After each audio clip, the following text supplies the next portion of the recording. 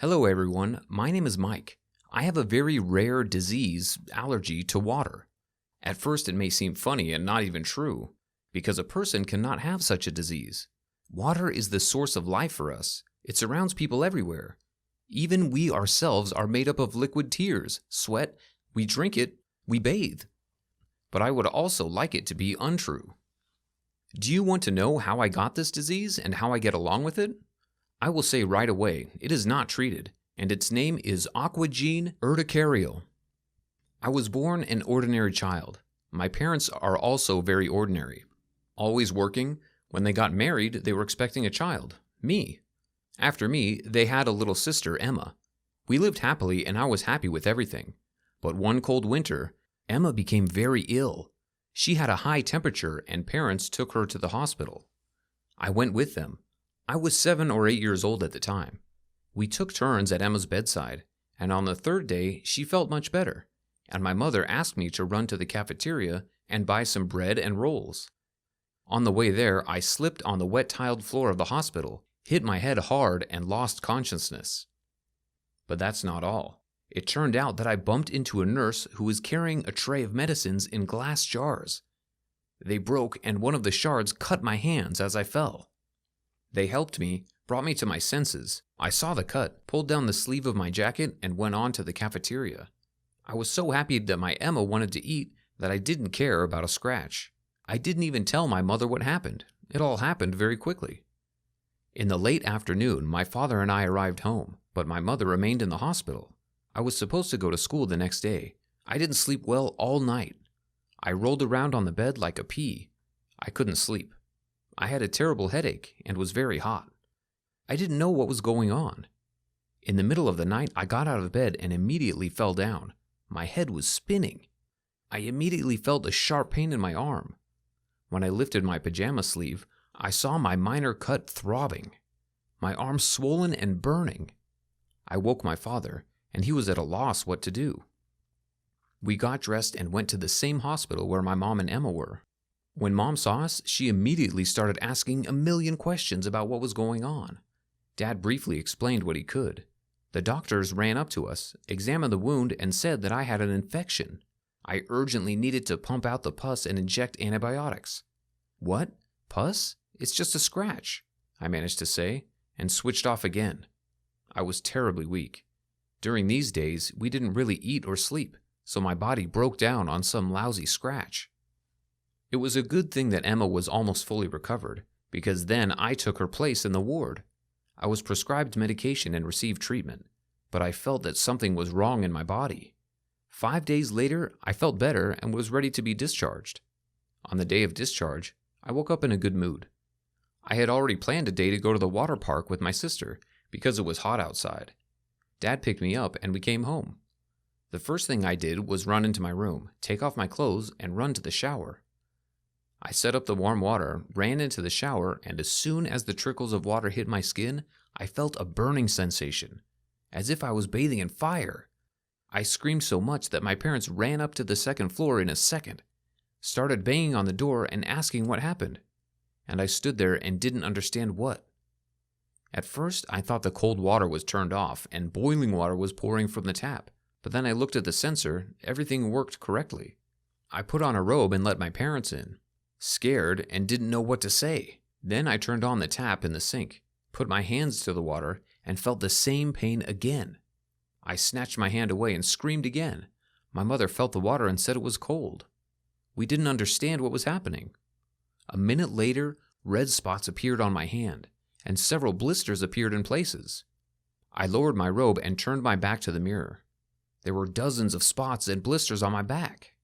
My mother, terrified, grabbed my arm and led me into the living room. She started calling the hospital to consult. My back and arm ached, but it was relatively bearable.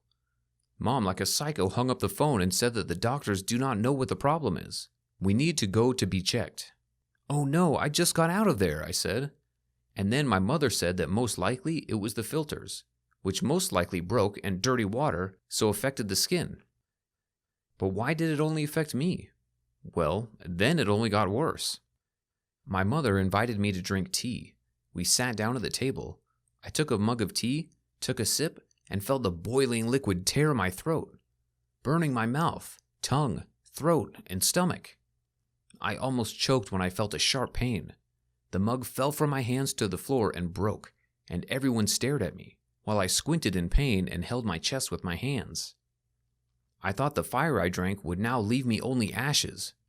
After a couple of minutes, the same spots with the blisters appeared in the mouth. I wanted to cry in desperation. Tears rolled up from my eyes, but they left red marks on my face. I started to panic. Dad took me to the hospital again. The body burned inside and out. There we explained this strange situation. They took a lot of tests from me, but in the meantime, they told me not to touch the liquid, not to drink or touch it. And now you can imagine what happened to me when I went to the toilet in a small way. Oh yes, I was ready to howl in pain. The doctors called a consultation, and I had to bring in other specialists. And at that time, I was already dying of being thirsty, not to mention needing to wash. I had no choice, so I took a risk, bought water in a bottle, and swallowed this fire. You know, the worst situation is to die of dehydration or pain. As a result, in order to establish a diagnosis, such experiments were made on me. They poured water on me and watched me. I endured through clenched teeth. As a result, my parents and I were told that I was allergic to water, or aquagene urticarial. It appeared due to the fact that when I got infected from a scratch, I began to be injected with antibiotics. At that moment, something went wrong in my body, and the reaction caused consequences in the form of hives. But the fear was not that I would now have to change my entire lifestyle, but that this disease was not being treated. That's it, friends. By the way, yes, about life. Do you want to know what I had to change? Look no further. Of course, I was prescribed some medications that eased the pain a little, but not so much that I could safely drink liquids, eat soups, and so on. By the way, yes, I stopped eating soups, rarely drank liquid, and had to go to the shower only once a week. Most of the time, I sat at home in my room.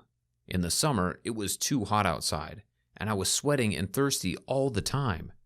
The air was humid in autumn and spring, and it often rained. But this is not all. I had to give up going out of town, going to the pool. When I grew up, I was not even allowed to play sports and generally avoided physical activity in a good way. The only discovery I made for myself was that I didn't have such a strong reaction to milk, so I drank it more often than anything else. And when I wanted to wash up, I took handfuls of pills and took a quick shower. When I needed to solve business and go outside, I put on light clothes, all the time hiding under an umbrella from the sun and rain. Quickly did what was necessary and went home. When I was smaller, it was a little easier for me to accept myself as such. But as I grew older, I saw that my boundaries were very close, and it became even worse. Over the years, I became more and more irritated, especially when I saw that my friends, classmates, continued to live their full lives, go to the sea, hang out together, play volleyball on the sand, and I sit in a fucking room alone and drink milk. Where is the justice? I don't even have a girlfriend, and I was too shy to tell anyone about myself. As soon as I thought about it, something good happened in my life. It turns out that Emma went to one of her friends' houses where she told her older sister about me. It turned out that the girl also had an unusual life. She could not stand the sun at all. She was allergic too. She listened intently to the story about me and sympathized, perfectly understanding my pain. Anyway, Emma ran home and said that the girl wanted to get to know me better. At first, I was negative. I thought it was pity, not interest. But Emma insisted on her own, so I wrote to her on Facebook. So our communication started. To be honest, I was in a good mood. For the first time in my life, I was not ashamed to admit that I was special and tell in detail about myself. Her name is Nora, and she shared everything with me too. We started communicating with her every day, and then switched to video communication. I wanted so much to meet her, but the weather was in the way. It was terribly hot, even in the evenings. I couldn't stay outside for long. I was sweating. My parents found out about my communication with her and were happy, but I said that it probably won't be for long, because we won't get far at this rate. A person should see a person in person, not through the phone. Then my parents came up with a solution. A couple of days later, a car was waiting for me in the yard. It has air conditioning, son, tinted windows, and most importantly, a roof. my father said. I couldn't believe my luck. All this for me? I asked, not believing what was happening. I would cry, but it hurts. I hugged my family and thanked them endlessly for this gift. That evening, I went to Nora's, and we drove around the city. She, too, had not seen the streets or people for a long time. We brought food with us and sat in the car with the air conditioning on. It turns out that Nora is even more beautiful and sociable in life. I was happy.